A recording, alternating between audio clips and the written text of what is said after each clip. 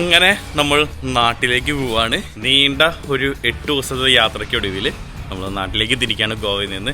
നിങ്ങൾ ഗോവയിൽ വന്നിട്ട് ഇഷ്ടപ്പെടാത്ത വ്യക്തികളാണെങ്കിൽ നിങ്ങൾ ബാഗ കല്ലംകുണ്ട്, അതായത് നോർത്ത് ഗോവ വിട്ടുപിടിക്കുക, സൗത്തിലേക്ക് പോകാൻ ഞാൻ ഉറപ്പ് പറയുന്നു നിങ്ങൾക്ക് ഇഷ്ടപ്പെടും. കുറേ പേരുടെ വിചാരമുണ്ട് ഗോവ എന്ന് പറയുന്നത് മദ്യപാനാണ്. മദ്യപാനം ഒന്നല്ല, അത് നോർത്ത് ഗോവയിൽ വരുമ്പോഴാണ് നിങ്ങൾക്ക് അങ്ങനെ തോന്നുന്നത്. പക്ഷേ സൗത്ത് ഗോവയിൽ പോവാൻ അഫോർഡബിൾ പ്രൈസിൽ കടലിലും പുഴയിലും കരയിലും അഡ്വഞ്ചർ നിങ്ങൾക്ക് എക്സ്പീരിയൻസ് ചെയ്യാൻ പറ്റും. നമ്മുടെ വണ്ടിയുടെ കാര്യങ്ങൾ ലഗേജൊക്കെ കയറ്റിണ്ടായിരുന്നു. ലഗേജ് കയറ്റാൻ ഒരു 10-15 മിനിറ്റ് അങ്ങനെ തന്നെ പോയി. അതെ, അവിടെ മെഹനു ഇവിടെ നിൽക്കുന്നുണ്ട്. മെഹനു എന്താണ് സാഡാണെന്ന് നോക്കിയാൽ. മെഹനു സാഡാണോ പോവാൻ? തിരിച്ചു പോകാൻ സാഡാണോ? അടിപൊളി. മെഹനു വന്നിട്ടൊരു ജാദൂട പോലെ ഇങ്ങനെ വണ്ടി സ്റ്റാർട്ട് ചെയ്തു. മെഹനു കയറി.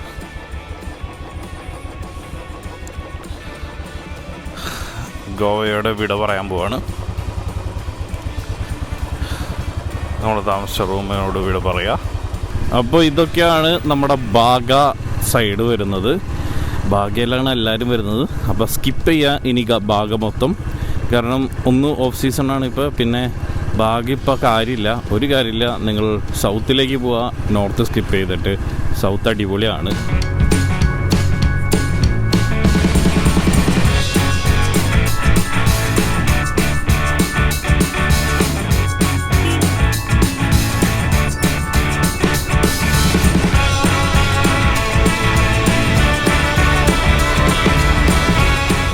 റോഡ് പണി നടക്കണാറുണ്ട്, നല്ല ബ്ലോക്കാണ്.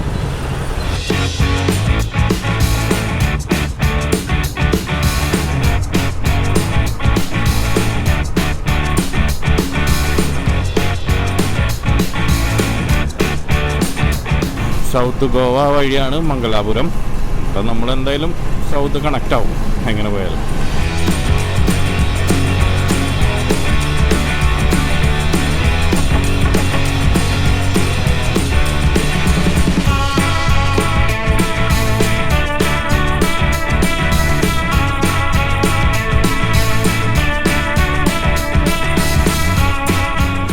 ഇവിടെ ഒരു വണ്ടി ഇടിച്ചിട്ടുണ്ട്.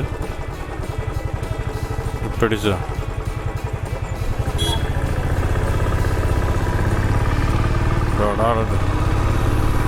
പോകുന്ന വഴി ഒരു വണ്ടി ഇടിച്ചതാ. ചിലപ്പോൾ കൺഫ്യൂസ്ഡ് ആയിട്ടുണ്ടാവും അങ്ങനെ.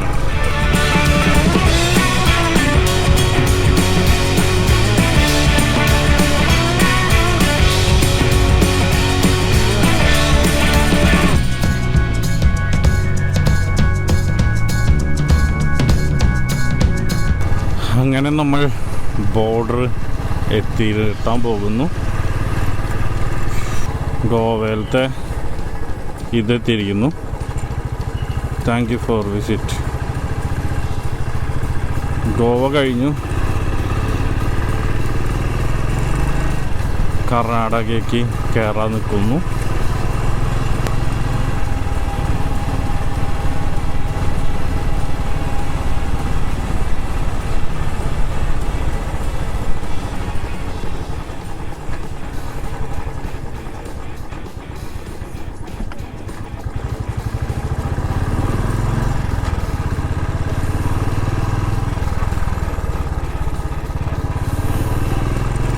നമ്മളെ ചെക്കിങ് കാര്യങ്ങളൊന്നും ഉണ്ടായിരുന്നില്ല. ബാക്കി എല്ലാവരെയും ചെക്ക് ചെയ്യണ്ടായിരുന്നു, നമ്മളെ ചെക്ക് ചെയ്യുന്നില്ല.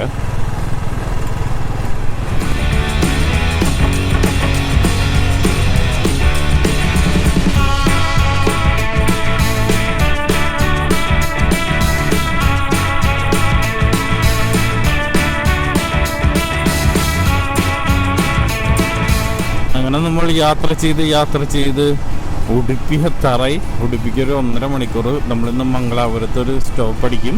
എന്നിട്ട് അവിടെ സ്റ്റേ ചെയ്തിട്ട് നാളെ രാവിലെ തന്നെ നാട്ടിലേക്കുള്ളൂ. നമ്മൾ പോകുന്ന വഴിയൊന്നും നിർത്തിയിട്ടുണ്ട്. അതെ, ഇവിടെ നമ്മുടെ വണ്ടി. നല്ലൊരു ബീച്ചുണ്ട്, അടിപൊളി സൺസെറ്റ് കാണാൻ പറ്റും. അതെ, അവിടെ ഭക്ഷണം കഴിക്കാട്ടോ.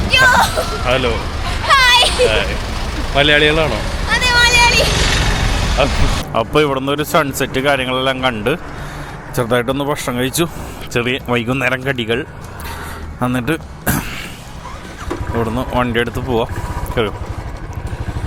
ഇനി 2.25 മണിക്കൂറുണ്ട് നമുക്ക് മംഗലാപുരത്തേക്ക്. ഇരുട്ടായി കണ്ട, ഓപ്പോസിറ്റിൽ നിന്ന് ഇവിടെ നിന്ന് വണ്ടികൾ വരുന്നുണ്ട്. അവന്മാർക്കൊക്കെ പറഞ്ഞാൽ മനസ്സിലാവില്ല, കാരണം നമ്മുടെ കണ്ണിലേക്ക് വെളിച്ചെടുക്കണേ. റോഡിൽ എപ്പോഴാണ് കുണ്ടും കുഴി ഉണ്ടാവുമെന്നും പറയാനും പറ്റില്ല. അതാണ് വേറൊരു പ്രശ്നം. ഇങ്ങനത്തെ ഓരോരോ സംഭവങ്ങളാണ്.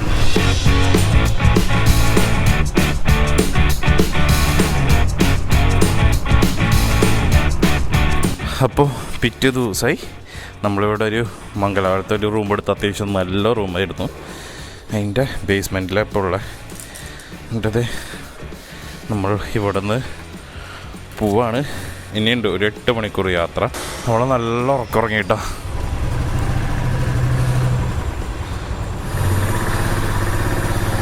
അങ്ങനെ ഇതാണ് മംഗലാപുരം. രാവിലെ തന്നെ നല്ല ഉറക്കമുറങ്ങിയിട്ടാ.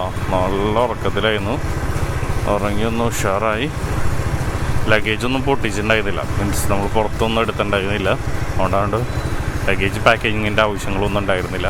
നല്ലൊരു ഗ്രൗണ്ട് അവിടെ കാണാൻ പറ്റുന്നുണ്ട്, ഫുട്ബോൾ ഗ്രൗണ്ട്. ഇത് 1 വേ കേട്ടോ, വലിയ റോഡ്.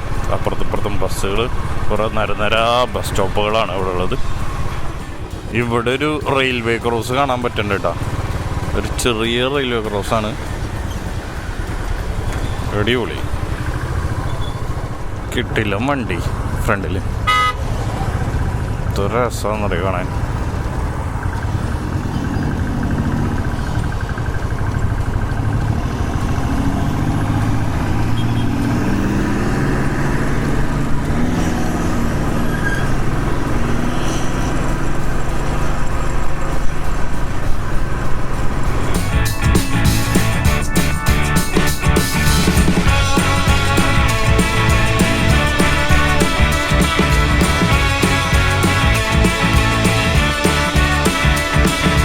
ഈ കർണാടക ഭാഗത്തിൽ വരുമ്പോൾ ഇത് ബ്രേക്ക്ഫാസ്റ്റ് കഴിക്കേണ്ടതെന്ന് വെച്ച് കഴിഞ്ഞാൽ, എനിക്കിഷ്ടം മസാല ദോശയാണ്.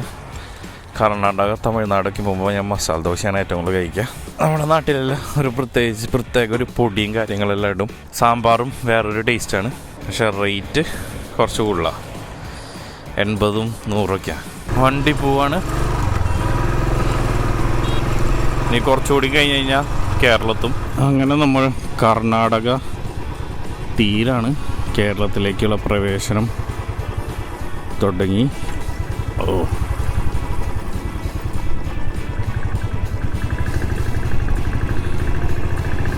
അങ്ങനെ നമ്മൾ കേരളത്തിലേക്ക് പ്രവേശിച്ചേക്കാണ്. God's own country, hearty welcome you. കേരളത്തിലേക്ക് സ്വാഗതം. അങ്ങനെ കേരളത്തിലേക്ക് നമ്മൾ എത്തിയിരിക്കുകയാണ്, നമ്മുടെ നാട്ടിലേക്ക് എത്തിയിരിക്കുകയാണ്.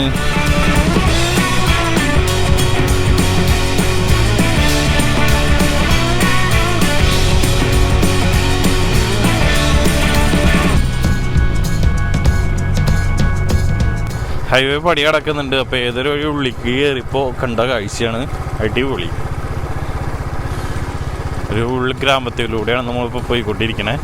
ഓടിച്ച് നമ്മളങ്ങനെ കണ്ണൂരെത്തിയിട്ടുണ്ട്. ഇനിയും ഓടിച്ച് എവിടെയെങ്കിലും എത്തിക്കണം.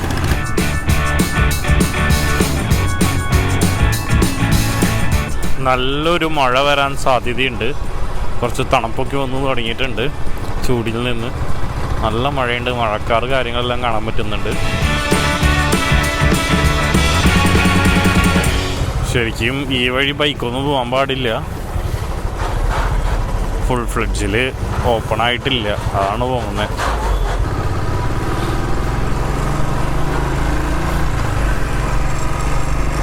അങ്ങനെ മാഹിയിൽ പെട്രോൾ അടിക്കാൻ വേണ്ടി കയറി. ഇവിടെ 93 കേട്ടോ. ഗോവയിൽ വരുന്നത് 96 രൂപയാണ്. മാഹിയിൽ സ്പെഷ്യൽ ഓഫറാണ്. 2 എഞ്ചിൻ ഓയിൽ വാങ്ങിച്ചാൽ 1 എഞ്ചിൻ ഓയിൽ ഫ്രീ.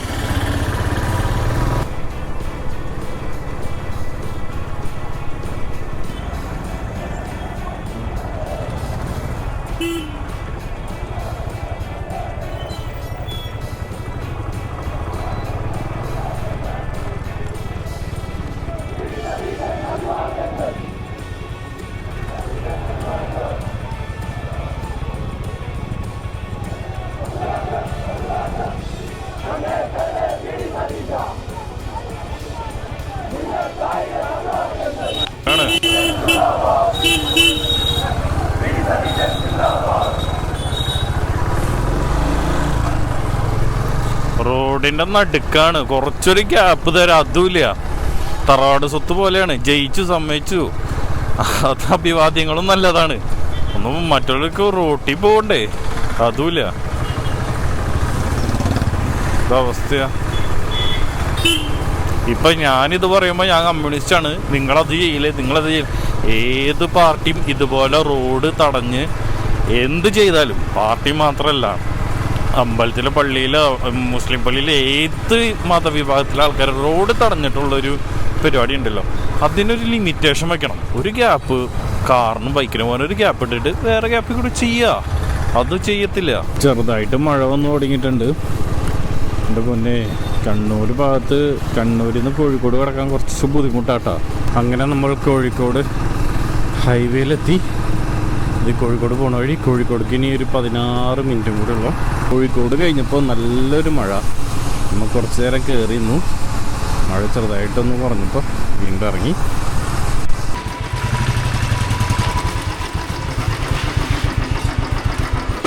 നീണ്ട യാത്രയ്ക്ക് ഒടുവിലെത്തി.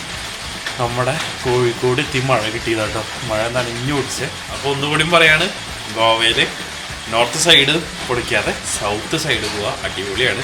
അഫോർഡബിൾ റേറ്റിന് നിങ്ങൾക്ക് പകർത്താൻ പറ്റും. അപ്പോൾ ഈ വീഡിയോ ഇഷ്ടപ്പെട്ടിട്ടുണ്ടെങ്കിൽ തീർച്ചയായും ലൈക്ക് ചെയ്യുക, ഷെയർ ചെയ്യുക, സബ്സ്ക്രൈബ് ചെയ്യുക. അപ്പോൾ അടുത്ത ട്രാവൽ സീരീസ് ആയിട്ട് കാണാം. ബൈ.